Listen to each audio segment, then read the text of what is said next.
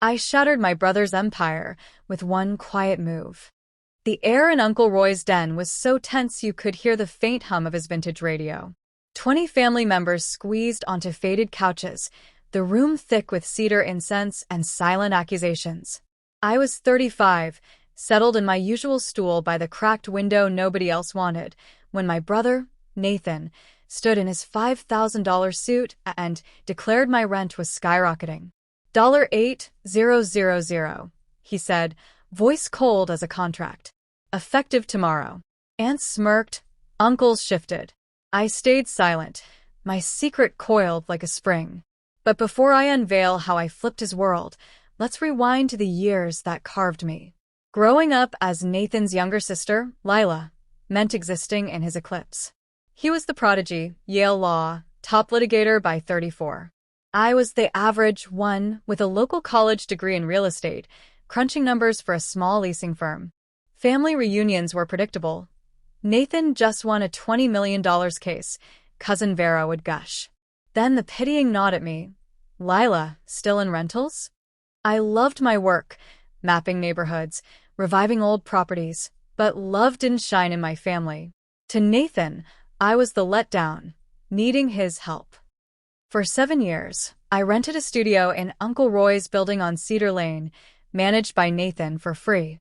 My rent was $1,600, hardly a steal at $1,900 market rate. You're lucky to live here on your pay, he'd say, his grin sharp. I paid promptly, even when the AC died or the walls leaked. Complaining wasn't my part to play. I was the sister who took what she was given. 5 years back, something shifted. Uncle Roy, lucid at 87, had me balance his books weekly. He trusted my eye for numbers. One evening, he handed me a lawyer's card.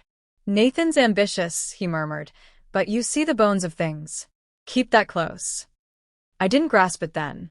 But after he passed, his private attorney, not Nathan's firm, called. Uncle Roy had left me a hidden fund, enough to change the game. Cut to that humid Wednesday in Uncle Roy's den. Nathan, wielding a spreadsheet, laid out his verdict.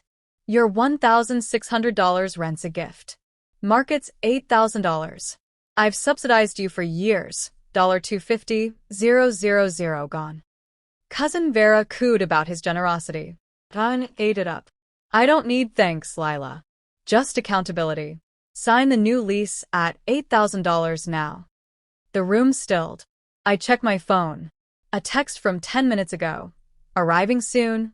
Files ready. Nathan mistook my calm for defeat. Let's educate everyone, he said, flashing rental comps. $8, $509,000. You're getting a bargain. My phone pinged. 2 minutes away. Cousin Sam snickered.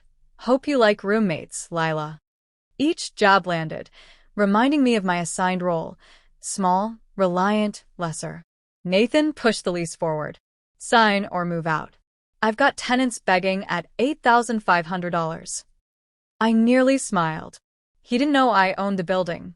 5 years ago, with Uncle Roy's fund and my hustle, I'd bought it through a discreet LLC. Every lease, every fix, every cent ran through me. Today, he'd see.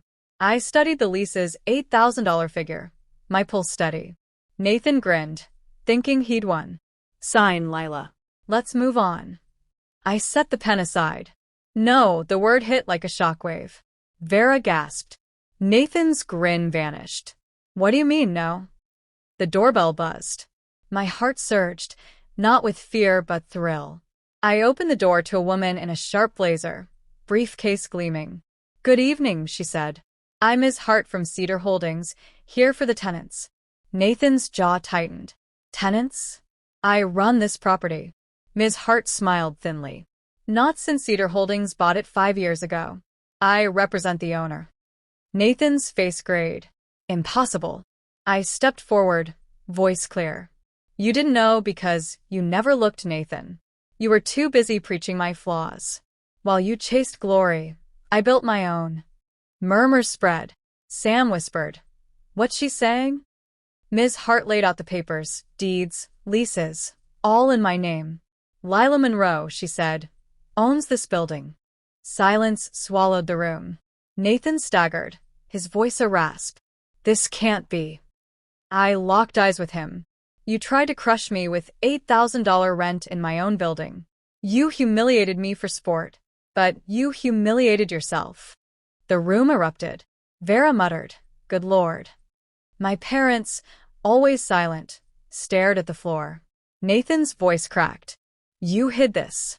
I shook my head. No. I just stopped letting you write my story.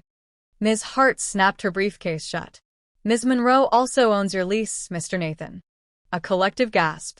Nathan's eyes bulged. My lease? I nodded. You're my tenant. Pay or go. Your call. His confidence collapsed. He sank onto the couch, mute. I walked into the night, the air sharp with coming rain. I wasn't small anymore. I was whole. Weeks later, Nathan's calls came, pleading, fragile. We're family, he said. I replied, you raised my rent to $8,000 without a flinch. Why should I spare you? My parents texted, accusing me of fracturing the family. I answered, you watched him belittle me for years. This is just truth. I poured myself into my building, new lighting, fresh tiles, grateful tenants. One night, Nathan stood by the curb, his face hollow under a street lamp. You're different, he said. I held his gaze. No, Nathan. I'm just done being your shadow. He turned, his steps fading into the dark. This isn't vengeance.